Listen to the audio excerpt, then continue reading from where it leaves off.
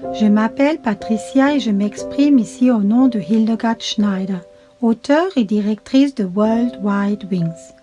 Voici le 49e épisode de ma série L'éveil messianique intitulé Le troisième jour. Revenons sur l'épisode 47 de Pessah quand Yeshua a révélé son identité qu'il est le Messie par le signe de Jonas. En effet, de même que Jonas fut 3 jours et 3 nuits dans le ventre d'un grand poisson, de même le Fils de l'homme sera 3 jours et 3 nuits dans la terre. Matthieu 12, verset 40. Pourquoi 3 jours? Le concept de 3 jours ou troisième jour est un concept biblique extrêmement important que nous allons examiner de plus près, en tenant compte des paroles de Yeshua. En effet, si vous croyez Moïse, vous me croiriez aussi, puisqu'il a écrit à mon sujet. Jean 5, verset 46. Selon la règle de la première citation, nous lisons dans le récit de la création la première mention du troisième jour. Puis Elohim dit que la terre produise de la verdure, de l'herbe à graines, des arbres fruitiers qui donnent du fruit selon leur espèce et qui contiennent leurs semences sur la terre. Et cela se passa ainsi. La terre produisit de la verdure, de l'herbe à graines selon son espèce et des arbres qui donnent du fruit et contiennent leurs semences selon leur espèce. Dieu vit que c'était bon. Il y eut un soir et il y eut un matin. Ce fut le troisième jour. Genèse 1, versets 11 à 13. Nous apprenons que dans le récit de la création, la semence sort du sol le troisième jour. Continuons donc à suivre la voie du troisième jour. Le troisième jour, Abraham leva les yeux et vit l'endroit de loin. Il dit à ses serviteurs, « Restez ici avec l'âne. Le jeune homme et moi, nous irons jusque là-bas pour adorer. Puis nous reviendrons vers vous. » Genèse 22, versets 4 à 5. Le mot hébreu « loin » se dit « ra-rok » et ne signifie pas seulement « loin » au sens local, mais aussi dans le temps. Abraham n'a pas seulement vu un lieu qui était lointain, mais qui se situait aussi dans le futur. N'était-ce pas le lieu de la résurrection qu'il voyait en esprit? Est-ce cet endroit où il a reçu la certitude, avant de gravir la montagne avec Isaac, qu'ils reviendraient tous deux? Et quand a-t-il eu cette révélation? Le troisième jour. Lorsque Moïse alla vers Pharaon, il lui demanda la permission de faire un voyage de 3 jours. Ils t'écouteront. Tu iras avec les anciens d'Israël trouver le roi d'Égypte et vous lui direz « Yahweh, l'Élohim des Hébreux, s'est présenté à nous. Permettez-nous maintenant de faire 3 journées de marche dans le désert pour offrir des sacrifices à Yahweh, notre Élohim. » Exode 3, verset 18. Restons sur la voie du troisième jour. 3 jours plus tard, le jour de son anniversaire, le pharaon organisa un festin pour tous ses serviteurs et il éleva bien haut le grand responsable des boissons ainsi que le chef des boulangers au milieu de ses serviteurs. Il rétablit le grand responsable des boissons dans ses fonctions pour qu'il mette la coupe dans la main du pharaon. Genèse 40, versets 20 à 21. Ainsi, le grand responsable des boissons fut réintégré dans ses fonctions le troisième jour. L'obscurité en Égypte dura également 3 jours. Yahweh dit à Moïse, « Tends ta main vers le ciel et qu'il y ait des ténèbres sur l'Égypte, si fortes qu'on puisse les toucher. » Moïse tendit sa main vers le ciel et il y eut d'épaisses ténèbres dans toute l'Égypte pendant 3 jours. Les gens ne se voyaient pas les uns les autres et personne ne bouge de sa place pendant 3 jours. En revanche, il y avait de la lumière partout où habitaient les Israélites. Exode 10, versets 21 à 23. Celui qui touchait un mort était soumis à la loi suivante.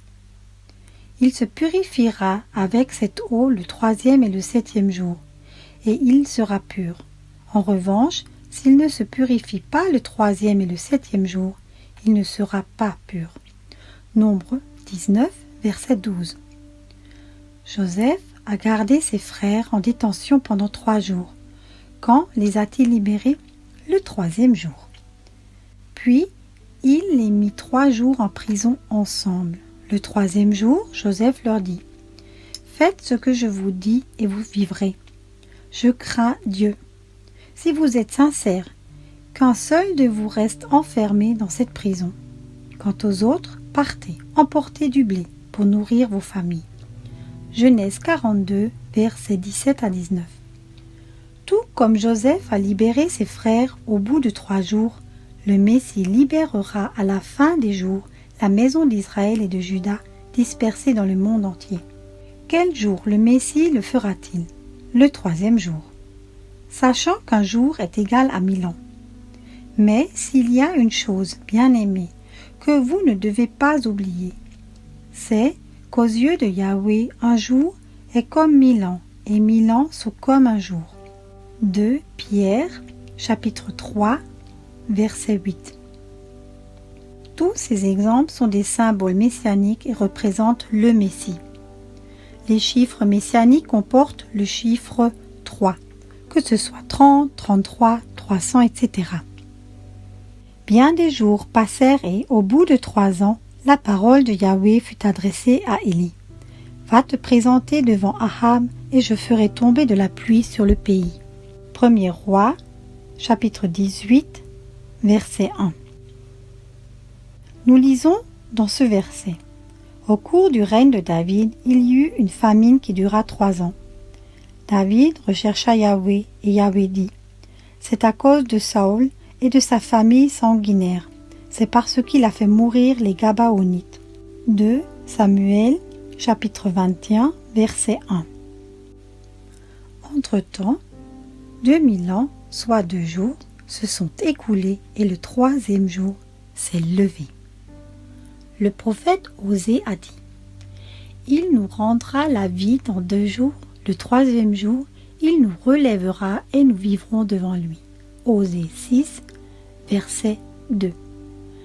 Actuellement, nous vivons dans la période du 3e jour, car nous constatons que s'accomplit dans le monde entier un grand réveil parmi les frères de Joseph, un relèvement, un retour à la Torah, une grande prise de conscience d'être ramenés dans le pays.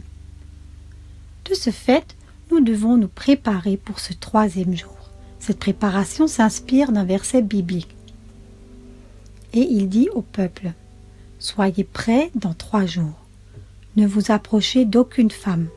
Le matin du 3e jour, il y eut des coups de tonnerre, des éclairs et une épaisse nuée sur la montagne.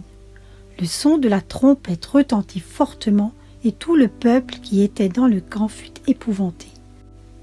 Moïse fit sortir le peuple du camp pour aller à la rencontre d'Élohim, et ils se placèrent au bas de la montagne.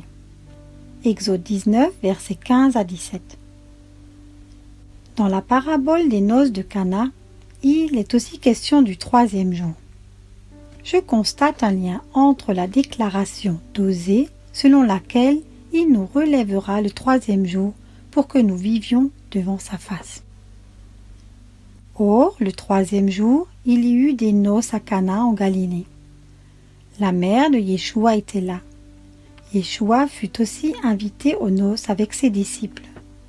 Comme le vin venait à manquer, la mère de Yeshua lui dit: « Ils n'ont plus de vin. » Yeshua lui répondit: « Que me veux-tu, femme? Mon heure n'est pas encore venue. » Sa mère dit au serviteur: « Faites tout ce qu'il vous dira. » Oh, il y avait là 6 jarres de pierre destinées aux purifications des Juifs et contenant chacune une centaine de litres. Yeshua leur dit: « Remplissez d'eau ces jarres. » Et ils les remplirent jusqu'au bord. « Puisez maintenant, leur dit-il, et apportez-en à l'organisateur du repas. » Et ils lui en apportèrent. L'organisateur du repas goûta l'eau changée en vin, ne sachant pas d'où venait ce vin, tandis que les serviteurs qui avaient puisé l'eau le savaient bien. Il appela le marié et lui dit: « Tout homme sert d'abord le bon vin, puis le moins bon, après qu'on s'est enivré. Mais toi, tu as gardé le bon vin jusqu'à présent. Jean 2, versets 1 à 10. Que s'est-il exactement passé le troisième jour? 6 jarres d'eau en pierre sont remplies d'eau, et ce jusqu'au bord. Ne sommes-nous pas comparables à ces jarres d'eau qui, au cours des 6000 ans d'histoire de l'humanité, ont été remplies à bord? L'eau symbolise la parole d'Élohim. Afin de la conduire à la sainteté, après l'avoir purifiée et lavée par l'eau de la parole. Éphésiens 5, verset 26. Lorsque, à la fin des temps, nous serons remplis de sa parole, avec comme fondement sa Torah, Yeshua, le maître nourricier, goûtera à nous et y trouvera du vin. Par l'intermédiaire de son prophète Ésaïe, Yahweh nous encourage. Vous tous qui avez soif, venez vers l'eau, même celui qui n'a pas d'argent. Venez acheter et manger, venez acheter du vin et du lait sans argent, sans rien payer. Ésaïe 55, verset 1. Pour finir, une brève réflexion sur le chiffre 3. Le troisième mot du texte hébreu de la Bible est Elohim. Bereshit bara Elohim. Israël a reçu la Torah le troisième jour du troisième mois après sa sortie d'Égypte. À cette occasion, ils ont fait 3 vœux. Tout ce qu'a dit Yahweh, nous le ferons. Le sanctuaire était divisé en 3 parties. Parvis extérieur, le lieu saint et le lieu très saint. Le lieu saint comportait à son tour 3 parties. La table des pains de proposition, le chandelier d'or et l'autel d'or des parfums. Il y avait 3 sortes de sacrifices d'animaux. Le gros bétail, bœuf, le petit bétail, mouton ou chèvre, et la volaille, pigeon. Les Israélites ont été instruits que 3 fois par an, tous les hommes parmi vous se présenteront devant Yahweh, ton Elohim, à l'endroit qu'il choisira, à la fête des pains sans levain, à la fête des semaines et à la fête des tentes. Deutéronome 16, verset 16. Je voudrais vous encourager à prendre au sérieux cette instruction citée dans Exode 19, versets 10 à 11, comme une révélation prophétique concernant le troisième jour où nous serons relevés. Yahweh dit à Moïse, « Va vers le peuple, consacre-les aujourd'hui et demain, et qu'ils lavent leurs vêtements, qu'ils soient prêts pour le troisième jour, car le troisième jour, sous les yeux de tout le peuple, Yahweh descendra sur le mont Sinaï.